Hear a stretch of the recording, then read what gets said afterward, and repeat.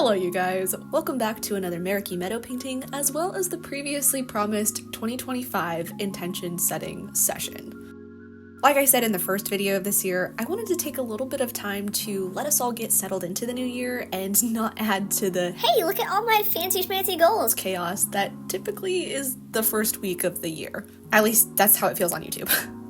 But now that January is in full swing and the volume has died down a little bit, I'm very excited to share my own intentions with you guys. I've been doing quite a bit of thinking, quite a bit of praying, and I think I've finally honed in on a few solid goals or intentions for me to work on this year. I think we have a good mix of larger and smaller ideas, but each item, unlike in previous years, is something that I do have control over. It's not things like, "Get 1 million subscribers on YouTube," because I can't control who subscribes and who doesn't. But hey, if you're here watching, maybe, consider subscribing, eh? Anywho, I'm not the best at sharing my goals with people. I tend to keep things to myself because it's a lot less pressure to actually follow through.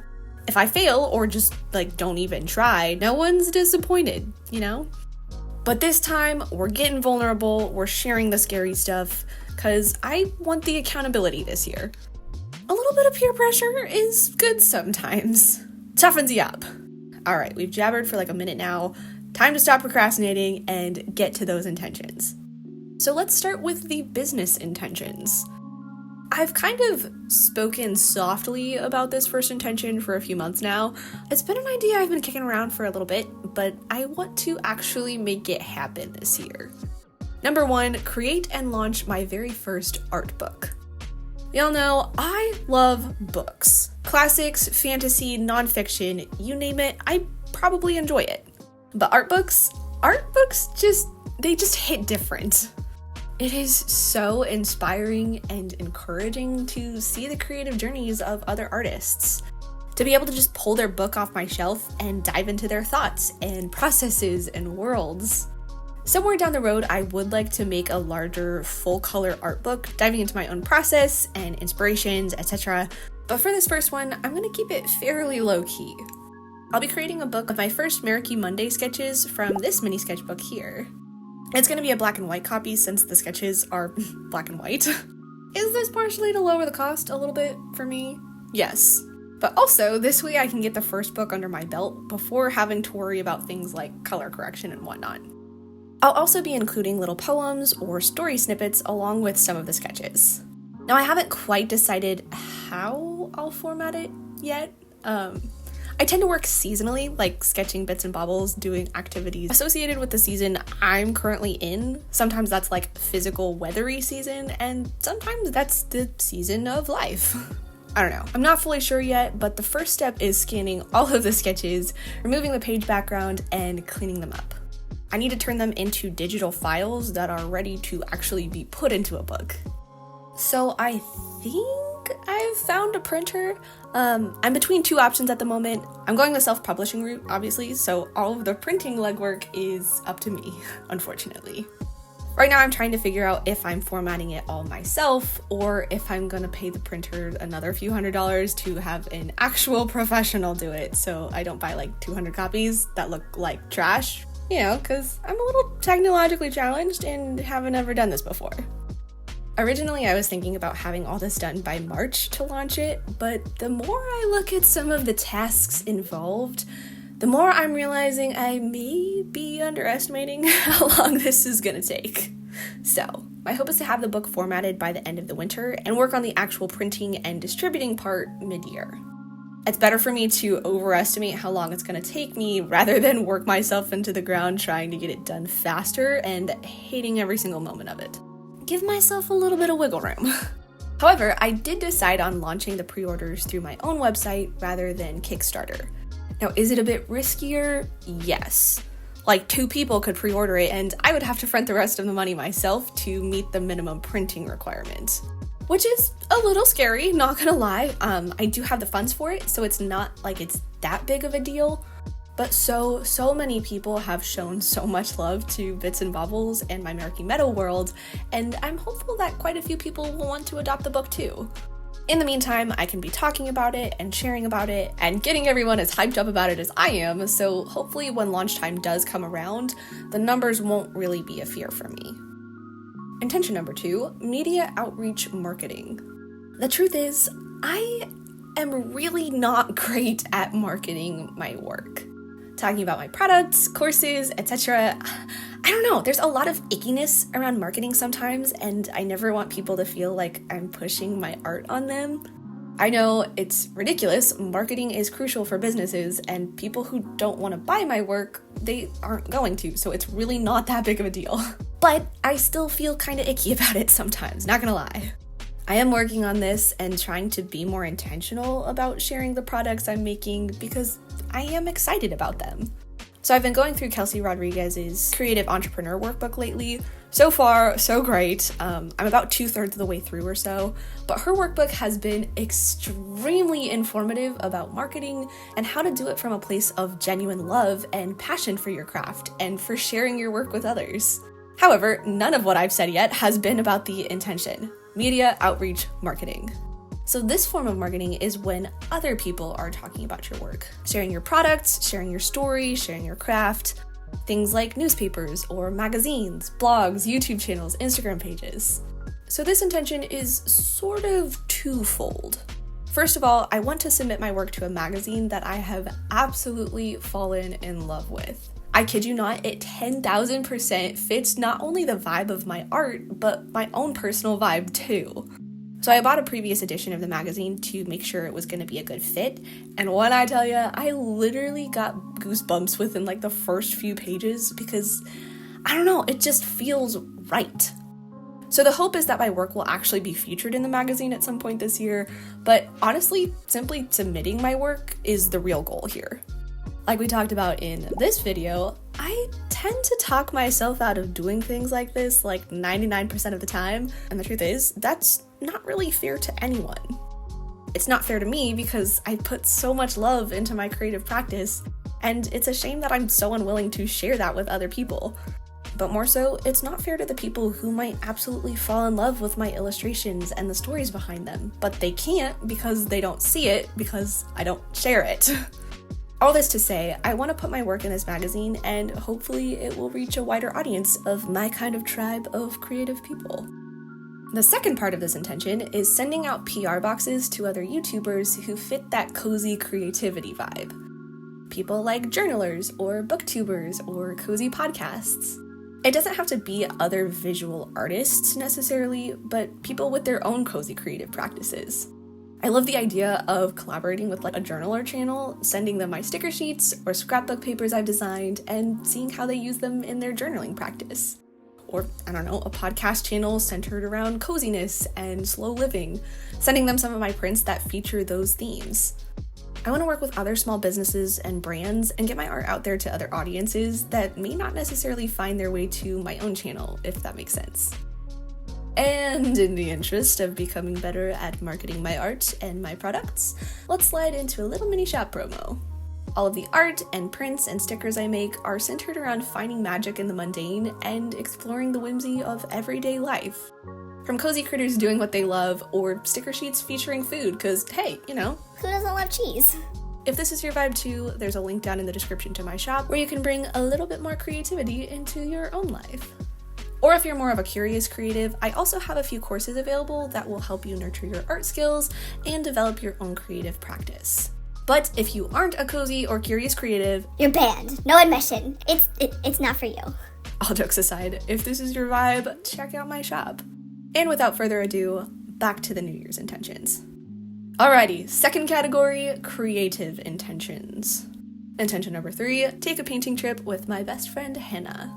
So this is also kind of a personal intention because it's literally been almost 3 full years since we've seen each other in person, and you know, that's just too long. But truly, I would love to take a painting trip with her. Maybe visit like a national park or something, get an Airbnb, and just enjoy each other's company and share our creativity with one another. The last time we saw each other, we literally spent like 2 full days just painting, and it was glorious. I think a lot of creatives tend to be more introverted, enjoying their alone time and enjoying their creative practice without anybody else around to watch or interrupt or anything. And that's true for me too sometimes. I don't always want someone in the room while I'm trying to problem solve a painting. However, I think there is so much to be gained from spending time creating with other creatives. Having that community, having those conversations, having that shared passion for the craft. That's a really big thing. Not only are you encouraging one another, but you're learning from one another. You have the opportunity to say, hey, try out this brush instead. It's going to give you a straighter edge. Or, wow, I didn't know you could do that with gouache. I've got to try that out. The truth is, creative people need other creatives. It can be a very lonely life if you aren't ever around other people that get it. That understand the feeling of thinking about art 24/7, that understand the frustration when you can't figure out the problem in your anatomy sketch, that understand how you can sit there for hours on end working on a painting when you can't sit still for more than 5 minutes for literally anything else. You need that connection, that shared love. I think taking a painting trip would be great not only for my art skills, I mean, hey, I love plein air painting, but also just good for my soul. I just want to paint with my best friend. And if you don't know who I'm talking about, you need to. Like, guys, look at this. I want to be her when I grow up. So go show Hannah some love over on Instagram. Number 4, improving my character design skills. So this is actually what I've been working on for the month of January. I jumped back into my nurture workbook and set a new nurture intention for this month to have daily character design sketchbook conversations and to fill 20 pages in my messy sketchbook for the month of January to nurture my character design skills and show up consistently for my creativity. So I will be making a video on this sometime next month, probably after I've completed this nurture challenge, documenting what I've learned, more of the idea behind this, how my skills grow or don't grow. But for now, I will share just a little bit about this. So if you watched this video, you'll know I don't believe you have to have a style in terms of like every character you draw having the same proportions or being drawn in the same medium, etc. I think so many people place way too much importance on having an art style that they box themselves in and don't give themselves any kind of space to explore in their creative practice. However, I also believe there's a difference between drawing in different styles because you love it and you love exploring, and drawing in different styles because you aren't able to draw in one way consistently. So my Meraki Meadow characters, like Bits and Bobbles and Fergus, I don't really struggle with drawing them the same way over and over again, but my human characters, I literally cannot draw them the same way twice. And you know what? That really bothers me. I look at my sketches of like the little tomato girl and every single one of them looks different. Her nose is higher up on her face, or she's 6 heads tall in this one versus 5 over here, or her feet are large in this one and itty bitty in this one. I love exploring different styles and being able to draw in different styles, but I want to be able to consistently draw the same character twice and have them be recognizable. Like, oh yeah, that's the little tomato girl. So, I've recently been developing a new human character, and a lot of the nurture intention for January has been centered around designing her, settling on a style for her, and learning how to draw her consistently. Learning the proportions in the face and body, designing her clothing, picking a color palette. Not only do I want to have a set style for drawing her to prove to myself that I can, but also to make it easier for me to just be able to draw her anywhere, anytime, without having to look back at a bunch of reference photos of her design. I want to fully familiarize myself with the character design. It's a lot easier to draw a character in any pose, from any angle, when you're familiar with their body proportions or facial features and the shapes that make up their silhouette. Number 5, try my hand at bookbinding. I've already jabbered about it in this video, and I know for sure I've jabbered about it in others, but I absolutely love books.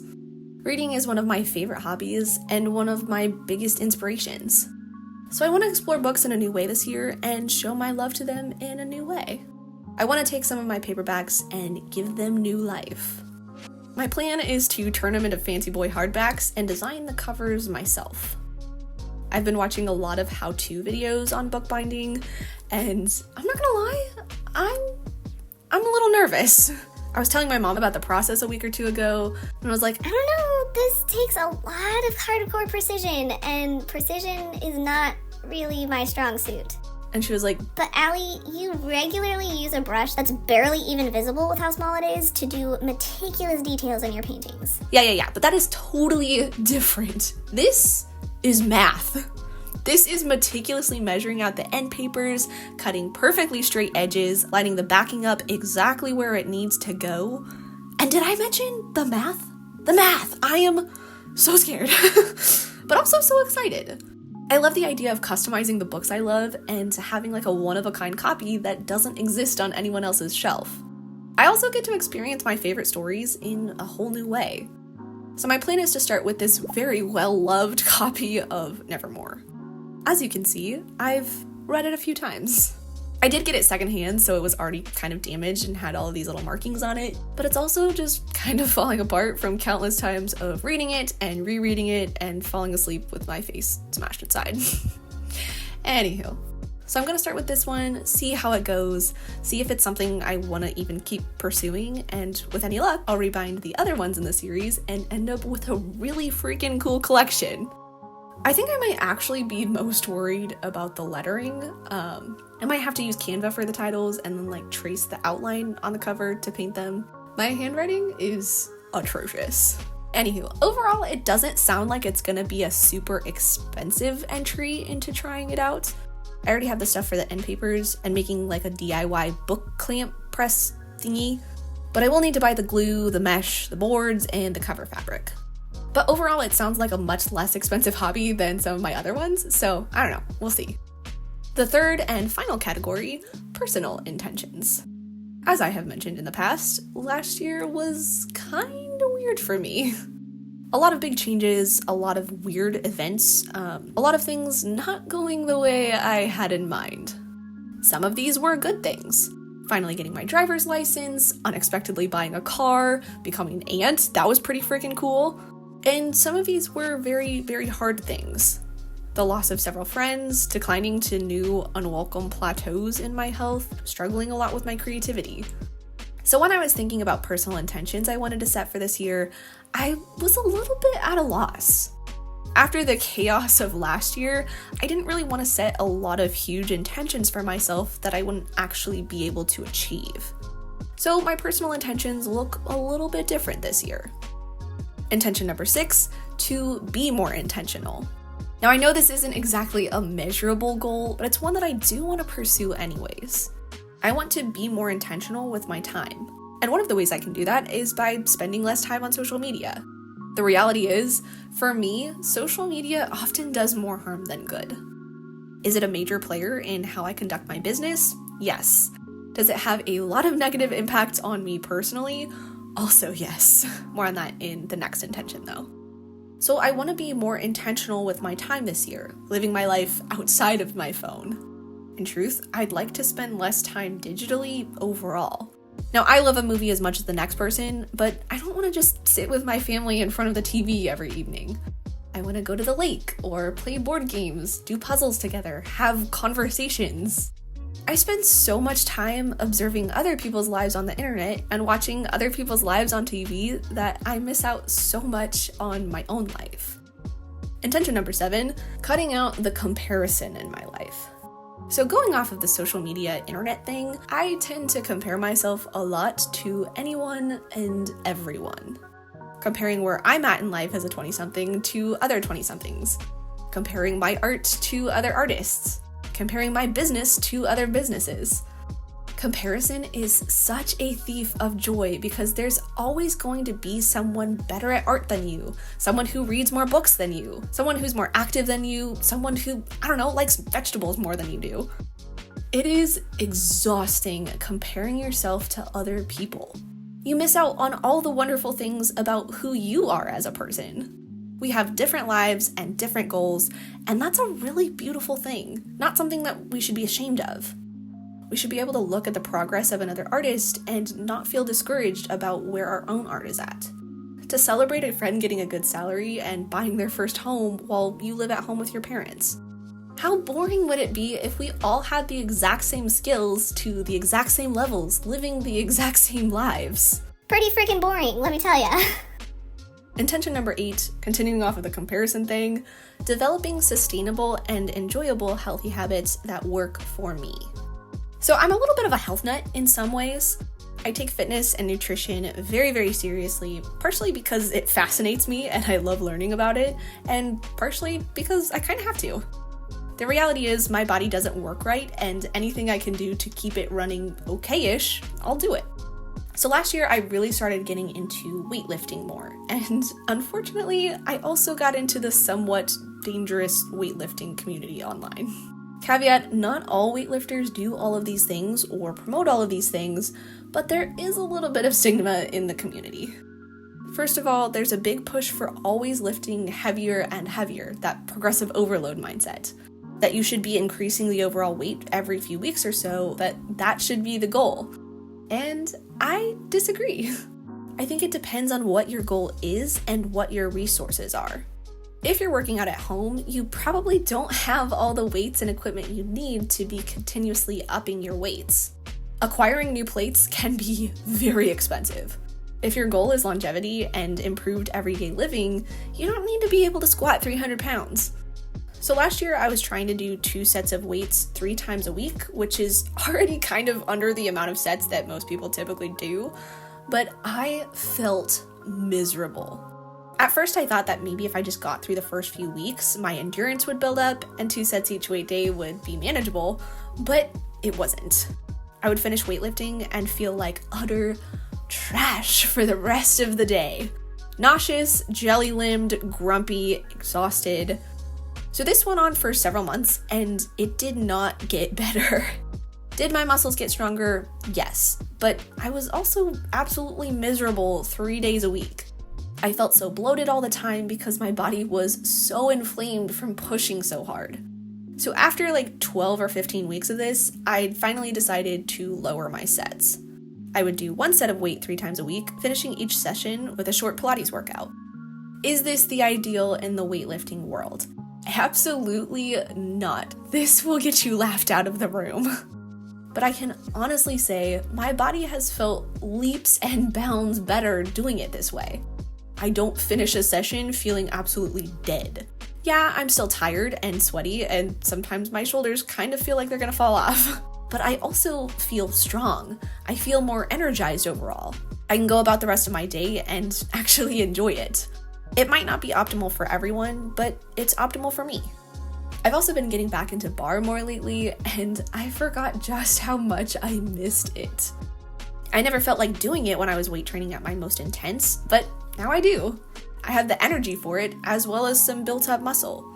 The weights get me stronger overall, and the Pilates builds up my core strength and micro muscle strength, all of which are necessary for ballet.